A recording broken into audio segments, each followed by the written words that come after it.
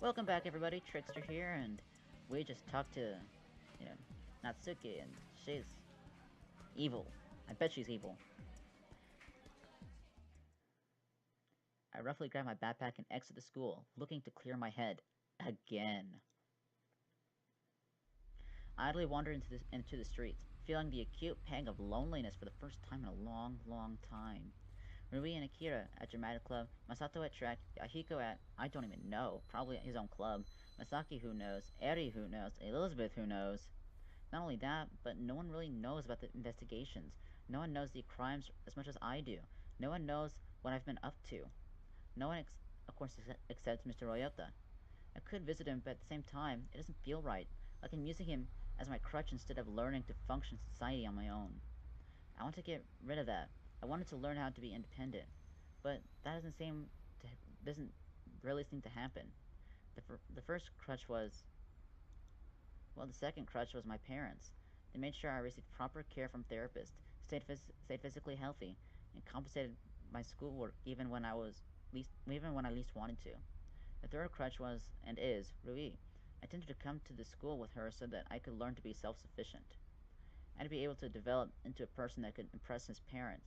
I could be intelligent, wise, capable, full of initiative. I could finally find the identity of Yama Ishimoto. But instead, I just clung to Rui and stuck to my old ways, because there's no reason to try for anything risky when something familiar will suffice. I need to get over that. I need to prevent myself from gaining a fourth crutch. A sudden strain, a sudden strain of piano breaks through my thoughts. I instinctively turn to the source of the noise and find myself straight at the Café de la Pax. The melody is simple, but somehow eloquent. Curious, I try to glance through the window. To my surprise, I find Elizabeth Oshiro seated before the polished ebony grand, fingers plodding determinedly across the keys as she bites her lip in concentration. Odd, I didn't know she played the piano. I'm struck with a sudden urge to talk to her, but fight against it. She'll probably just drive me insane, right? Let's talk to her. Feel lonely. I can't help it. I need some company. Heck, maybe some good old-fashioned arguing would cheer me up. When I enter the cafe, Elizabeth abruptly ceases her playing and leaps to her feet. You! What are you doing here? I grin at her obvious discomfort. I'm a customer. What else would I be here? Then go ahead and talk to him. He'll take your order. I'm on break. She nods at the counter, where a kindly barista is waiting to take my order. Then she turns back to the piano. I only plop next to her. How can I resist the seduction of a mediocre piano player? She colors, fingers curling against the keys. Waiter, tell this person that he should leave if he's not going to buy anything. Waiter, tell dear Elizabeth Oshiro that I'm about to buy a croissant. Then tell this person that he should go buy a croissant instead of paying his attentions to the mediocre piano player. Tell dear Elizabeth Oshiro that you have much more than enough intelligence to know that I'm buying a croissant without having to go to the counter and point it out. Waiter, tell this person he is a boorish prat. Waiter, tell dear Elizabeth Sheeran that she ought to calm down and have a spot of tea. Elizabeth is still for a moment, then she turns to me, a dangerous smile on her face. Enlighten me, Yama Ishimoto. What ideal do you expect one's piano skills to measure? Oh, something not terrible. Sure says. It's like the first piece that comes to my mind. I can't lose face now. Chopin, I guess. Chopin? That's a tall order. In that case, do you know any person that's not terrible piano skills? Many. Just not you. Of course, I assume that you yourself are well versed in piano to be confident enough to judge me. So this is what she had up her sleeve. Just because I don't play myself doesn't mean I can't tell good playing. Ah, you must be the same with making friends. I feel her words like a punch to my gut. You have more than enough good friends. Oh? Maybe I'm just not stupid enough to befriend people like you. Well, I can say the same for you. And what kind of person am I? She spent a moment in silence, clearly collecting herself for a reply. Lazy, spoiled, rude, insensitive. Surprise, surprise. She rolls her eyes and returns to the piano. I try to find a reply, but before I can make a move, the barista thrusts something at me. Croissant. I stare at the pastry for a moment before I realize what he means. Oh, thanks. I take the croissant from him, dropping some cash in his hand. He returns to the counter. I bite into the buttered croissant as I mumble in Elizabeth's direction. Seems like you had a lot of pent-up anger. What? I was expecting you to threaten me again, as you seem to enjoy doing. I'm feeling generous today. I'd use many words to describe you, but generous isn't one of them. Yeah, you seem to prefer lazy, spoiled, rude, and insensitive. Elizabeth's eyes widen and she studies my face avidly, a clear tilt and confusion in her brow. What? You sound exactly... She held off for gaining control of herself. Nothing. That didn't sound like nothing. She clearly ignores me and sets her fingers to the piano, pressing slowly on the keys. The sweet, simple melody fills the cafe with a relaxing vibe. I settle back, munching on my croissant. Suddenly, Elizabeth stops glaring at me. Stop that! Stop what? Stop staring at me. You know, I vaguely recall having this conversation before.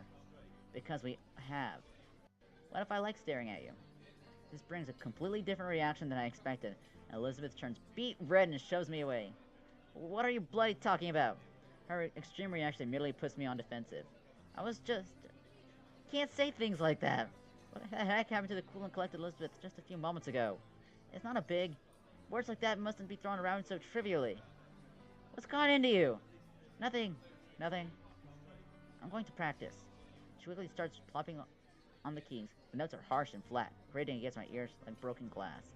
I'm tempted to supply some dry commentary, but I managed to hold my tongue out of curiosity. What could be causing such drastic behavior? I said stop staring at me!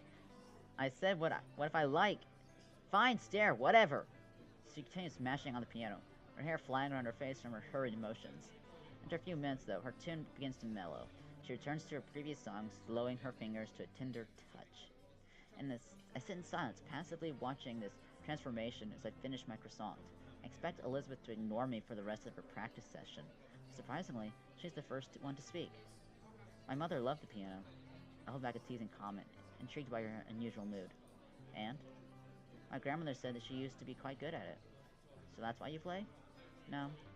She plays in silence for a moment longer. Right as I start to wonder if she's bipolar, she speaks again. There's one thing that people say I can't do. Piano? Music in general. I can't sing, can't play an instrument, can't even dance. I'm going to change that next year. I feel a spark of irritation. There, again, the girl who controls the future has made another appearance. Why? Well, naturally, then I'll be perfect. That's stupid. Maybe to you. Then again, you wouldn't know anything about perfection. I doubt you've ever tried to obtain it. I just go in circles with this girl. And here I was thinking that she might actually be a civil person, and I might actually have a civil conversation with her. Well, excuse me, Your Majesty, not all of us lowly peasants can be amazing as you. That wasn't what I... Cheerio, good queen. I have other affairs to see to. That's just like you. You never listen. Yeah? You never ask. You're insufferable. Thank you. I grab my backpack, pressing a discordant key on the piano just to annoy her. Farewell, Princess Barista. Elizabeth is unusually silent as I exit the cafe. Maybe she'll start thinking for herself. Or maybe she thought it'd be useless to say anything, since you never listen. I shake the thought away. She doesn't deserve my respect. She already ruined the one chance she possibly had. I head into the street as gentle piano drifts behind me. Huh? Got a message? Who dares message me? Oh, two.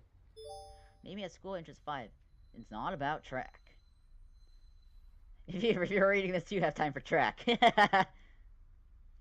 That's unusual. I've never seen Masato acknowledge my dislike of track, or type so appropriately. Something must be really serious. I pocket my phone and race to the school, all thoughts of Britain and piano and croissants disappearing from my mind. Like earlier this morning, the entrance is all but barren. It looks like most of the students are downtown, relishing their pre-curfew freedom. Masato is crouched against the gate, his every limb slack as he traces empty letters in the ground with his fingers. At closer glance, I realize he's writing an equation. Sine squared, parentheses, x plus y, parentheses, plus, cosine squared, parentheses, x times y equals 1. Yeah, something's definitely wrong. Hey! Masato stands up at my arrival, but his eyes are still fixed on the equation at his feet. Run with me. What? Run. You said it wasn't really the track. I gotta run, damn it! He takes off without running. Just what's got into him? Groaning, I reluctantly jog after him, my feet aching with every step. Masato turns down thunders down a side path past my apartment complex, leading us alongside the river that winds around the district. I recognize this area. We ran it almost every day last year when I was in track. And the river itself, I know it very well. It grinds to a halt by the railing and stares into the rippling waters. I warily glance around to nudge as I nudge his arm. What are you even doing? Running. Well, yeah, but here? He says nothing. I check the time. There's still plenty of daytime left. It's only 5. The curfew restricts Masato to only 2 more hours outside campus. So, should we keep running? Still nothing. He seems to be bottling up something, searching for words to say. Or, if we can wait here. Silence. I give him some space. And wait. And wait some more. And keep on waiting. 15 solid minutes pass before I decide to speak up. Masato, are we waiting here until curfew? Damn it all! Ain't no curfew! I startle at his fiery tone, noting that for the first time, that every muscle is rigid with tension. Hey, are you okay? Yama, tell me something. That depends on what it is. You clowning around with me? What? No. What is with everyone today? Why don't you try at anything? This again? How many times do people need to bring this up? I thought you said we weren't gonna answer the damn question. Okay, fine, jeez. If I don't try something, it's because I don't like it. So just because you don't like it, you ain't never gonna give it a chance? I already gave it a chance. Clearly, because I sure didn't see you give it one. Anger flickers beneath my skin. What's with people giving me a hard time? How could you not see me? We were on the same team. We ain't ever been on the same team, man. Is this because of your delusional competition with me? It ain't delusional. I had a fair chance. What is he even talking about? What fair chance? You already won. I ain't won. I ain't won. Are we speaking the same language here? Damn it! He suddenly shocks me. Once again, he takes off running. I follow him to the edge of the river, trying my best to ignore its roaring pounding into my eardrums. It's like the sound makes me bile rise to my throat, but I'm able to push it down. Misato stops just as abruptly as he started, his hands curling around the fence of the canal. You know what makes me really mad, Yama? I wonder. It ain't that I'm supposed to win. It ain't that you skip track. It's that you never give it a chance. And give it more than a fair chance. I just don't like it as much as you do. I guess you're right. What's going on in his mind? That doesn't make you any better. Maybe I should have been the winner, but I ain't. So you gotta own up to it. Give it a fair chance, man. At least you could do. Something dawns on me. Sato, you're not talking about track, are you? For someone so smart, you sure are blind, man. I feel rage bubble out of my mouth. Why do you say that? Why does everyone say that? You're not even being clear. You really wanted me to do something about who knows what. You should stop all the cryptic crap. Everyone seems to have all these expectations of me that I keep failing. Well, guess what? I'm gonna fail more. I'm gonna fail. I'm gonna fail again. And I'm not gonna stop until somebody tells me the truth without beating around the bush. I was a damn good assistant. Another 17-year-old off the street would have been crap. But well, I guess I failed before I even got started. I guess I fail at everything. I guess I shouldn't even try. It's always been that way, Masato. And that's why I don't give track or eating contest or whatever a fair chance. I stopped breathlessly, my heart pounding as if I'd gone into a fist fight. Saying those words felt strangely liberating, even if Masato won't understand a thing. There you go. Do it again. Doing what? Only thinking about yourself as usual. Don't give me that. You don't even kin. The chicken, tis gonna. The thickness of his accent paired with the abrupt change in inflections makes him impossible to understand. What are you even saying? Check it. You don't kin anything. My bewilderment quickly molds into anger. I grasp him by the shirt and stare him in the eye. Masato, you're not making any sense. Talk to me normally. Talk to me so I can understand you. Talking is meant for damn communication. He grips me back, his face fighting to keep solemn. You know what I'm talking about, man. You always knew. You're just pretending the same as you always do. I snap at the condescending tilt of his tone. I don't know. I release him before I know it, as my fist is swinging right towards his face. He easily sidesteps, but he's clearly shocked. I don't know anything. I don't know what you're talking about. I don't know why any of this is happening. I don't know what's up with you. I don't know what's up with Yahiko or Akira or Shiguri. I don't know. I swing again, my movements haphazard. Masato dodges. His face flattens as he sends a counter jab. You haven't tried to know? You ever fought for something tooth and nail until you feel dead? I did, I tried. But it didn't matter in the end, did it? Eh? Because this is a race where only the boy who can win ain't even running. My mind runs blank. I can only watch as it just roars towards me and socks me right in the jaw. I can't even register the pain as I crumble to the ground. The wind knocked out of my back as I stare at the darkening sky. Ain't even running. What does he know? What do any of them know? You may think you fully understand the circumstances which surround these crimes, but you are sorely mistaken. You do not be so quick to forget that I am nearly a decade your senior, and have seen a great many cases that are beyond your comprehension. I speak not of your intelligence, but of your mental capacity. You are very fragile, Ishimoto, and this case may break you. I ran. The words escaped me from a breathless gasp as I fight to stand up. I ran more than anyone could know, but no one sees. No one sees. Masato doesn't even try to help me. He just stares at me with his arms crossed. In some way, I'm grateful for that. Then you gotta get back up, get up and show him. And he jogs away without a backward glance. I spend a few minutes in silence to catch my breath.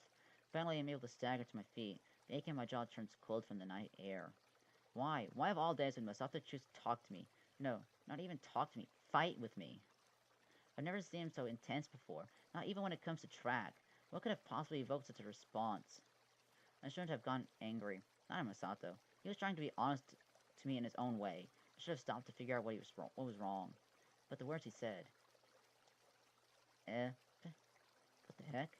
I peer over the railing of the river. In the dim light, I can clearly make out the head of a brown hair and two arms flailing. Someone's in a river? A guy's voice tears from the surface of the water. As the brown head lurches upward, he grasps for breath and re-submerges. He'll drown if I don't get him out. I tie my grip against the railing, shake off my own shoes, and toss my jacket to the side. My hands are clamming against the sleeves of my shirt. Calm down, it's just a little water. I can handle a little water. I take a deep breath and hoist myself over the railing, diving cleanly into the river. Remember the lessons. Cold, slimy liquid swirls around me, slickening up every inch of my arm and leg. It stings my nose with bubbly laugh. No way out. The panic wells up my throat and grips my throbbing jaw. I push myself blindly in the boy's direction, my legs flailing through the undercurrent. Remember the lessons. Remember. Lift, breathe, scoop, lift, breathe. The undercurrent suddenly jerks to life, throwing me into a terrifying spin. I pinwheel through the darkness, grasping violently at any kind of stability. No. Something grips the edge of my shirt and drags me down. A hand? Is he grabbing me? No! Water floods my nostrils, burning down my throat. My vision spins to black. I'm home! Oh, memories. Mizu! Hey, Yams! Where's Mom and Dad? Shopping. Again. Found a new cookie recipe. Uh-oh. Did they make dinner? When they say they'd be back? Okay, guess we're making dinner. Wait, what? Look, Yams. There's noodles, spinach, carrots, mushrooms, chicken. Let's make noodle soup. We're not tall enough to cook on the stove, sis. Oh. Hey, let's stand on boxes. Boxes? What if they break? They won't break, probably. Here, I'll get them from the garage. Mizu. Yep, here we go. They're big and empty. Perfect. Isn't that a bad thing? We can do anything if we try hard enough, Yams. Okay, first we need to fill the pot with water. You get this and I'll get this. Huh. Heavy. Oof. Whew. See, that wasn't so bad. How do we turn the stove on again? I don't know. Helpful, Yams. This, no, this, I know this! I'm turning the knob, but it won't turn on. Maybe it's broke? Hey, here's a box of matches. Uh-oh. Okay, we'll just strike this and like this. Whoops. The carpet's on fire! Whoopsie. Heh. It's okay, look. A little water and it's gone. Let's try again. I can't watch. And there, look. Okay, Yama, turn the stove to high and stand back. Well, what are you doing? I'm gonna toss this match on the stove. 3, 2, 1. Hiya! See, I told you it'd work. I feel dizzy. Now, class, let's try learning how to pronounce some more of these tough words. Open your mouth, your workbooks too. Class, calm down. Calm down this instant or you'll be visiting the principal's office. Thank you. Now, who would make such uncouth rude noises? The person who tells me first will get a piece of candy. Wow, so many hands. Yoku? It was Yama. Yama Ishimoto, is that true? No. Don't lie. Lying isn't nice, Yama. I'm not. Yama, do you want to go to the principal's office? Yoku says she saw you. We know you did it, Yama. But I didn't. Don't take that tone with me, young man. You're going to the principal's office. But... Mr. Kawaguchi, Yama was being a disturbance in class and would not stop lying about it. I didn't do it. Yama, lying is very serious. You can get in big trouble. But... Yama, I really don't want to call your parents. Can't you tell us the truth? Yama, Stop right there. Ah, Mizu, thank goodness. Maybe you can talk some sense to your brother. The only person I'll be talking sense to here is you. Both of you. Mizu, I don't appreciate this disrespectful attitude. You are adults. You should know better. What if Yoko was lying, huh? She lies all the time. How dare you? Yoko is my top student. Yeah, so she knows she can get away with it. Mizu Ishimoto, I will not stand for this. You are being incredibly rude. And you're being incredibly unfair. Yama wouldn't make bad noises, and he definitely wouldn't lie. That's it. I'm calling your parents. They need to teach you some proper respect. You want my respect? Then earn it. Come on, Yama. We're going home. Damn right. Okay. How much longer? I don't know. Yams, it's the detour bus, remember? I don't like blizzards. Aw, don't say that. Look how beautiful it is. Beautiful what is? Outside. I can't even see anything. I meant the snow, silly. It's still not like our normal bus. Oh, Yams. I'm bored, Mizu. Take a nap. But I'm not tired. Why don't you make some friends? There's a nice-looking person across the aisle. No, people are scary. Then do your homework. But I'm too tired. I thought you said you weren't tired. I changed my mind. Pfft, come on, Yams. Be a big boy. Look, it's the Rainbow River. Isn't it pretty? Rivers are boring. Look at the snow. Isn't it just wonderful? Snow is boring. Okay, Yams, what's wrong? Don't say it 'cause you're bored. I told Chiyo that she has cooties and she touched me. What? What if I get cooties, Mizu? Then I'll die, and I won't be able to get the new Rego City blocks next week. Where did she touch you? My arm, here. I'll give you a shot. Eep, I hate shots. It's okay, this one won't hurt. Are you sure? Well, not too much. Circle, circle, dot, dot. Now you got the cootie shot. So I won't die? Yeah, that's what shots do, right? Oh, what's happening? Yeah, thanks, sis. What's going on? I suddenly emerge into reality, vision hazy, lungs burning. I feel myself coughing instinctively. Water splurts from my mouth onto the ground. That's right. I've never been a fan of this river. You? Firm hand slaps against my back. I spew another mouthful of brine. I can't believe I'm doing this. Why am I doing this? The vague shapes before my eyes finally consolidate into clear outlines. I'm lying on the side of the canal, clothes plastered to my skin, every inch of my body pulsing with dull pain. A fellow student is kneeling beside me, judging from his drenched clothes and mop of brown hair. I deduce that he's the guy who was drowning earlier. He looks vaguely familiar. Should have expected something like this. Of all people, it had to be you. My weak mind scrambles to find the link. You're... Soji. I didn't know I made such a forgettable impression. His impression was anything but forgettable. What throws me off is his face. His eyes, once clear, are dull and haggard with exhaustion. His skin is pallid and unsightly. His hair is ragged, as if it hadn't been combed in days. He practically looks like a ghost. I clear my throat, trying to work past the sudden awkwardness. Right, Soji. Yeah, Akane's ex-boyfriend, who'll probably get over her in a week or two. I feel the compulsion to apologize, but can't bring myself to do it. Instead, I pick up my jacket, staring at the ground. Why did you save me? I didn't. I saw you dive in. Actually, you did bring up a good point. If I almost drowned, then who got Soji out? Who got me out? I suppose I should thank you. Don't. It wasn't me. Good. Saves me the trouble of finding some awkward excuse. I feel the edge of his words as he turns away. I instinctively call after him. Why are you in the river? He pauses, an unreadable grimace crosses his lips. You're the genius. Figure it out. He disappears into the street, leaving nothing but a scattered trail of water behind him. I stare into the sky for a long moment, huddled against the slight warmth of my dry jacket. Who saved us? Why? If my fist, my hand, into him, my jacket, collapsing back onto the ground. Useless. Again. Couldn't even swim in the pathetic little canal. Not only would I have failed to save Soji, but I would have just drowned myself. It should be over. I should be fine now. 10 years. I lace my fingers through the spared blades of grass in my hand, by my head, until they dig into my skin. Too many years, Soji. Yahiko, Masato, Mizu. What happened to the river? I'm learning a lot about this character. I can't do anything about them. You're the genius. Figure it out. I said abruptly. A sudden possibility crossed my mind. Could Soji have been the next target? Maybe their murderer was trying to drown him. Maybe he knew something about their murderer. But why wouldn't he tell anyone? I sink to the ground, back to square one. I don't know why Soji was in the river. He was committing suicide, you idiot. I don't know why Masato's suddenly upset. I don't even know who saved us from drowning. I wearily hoist myself to my feet and shove my shoes over my soggy socks. The journey back to my apartment is only filled with more questions.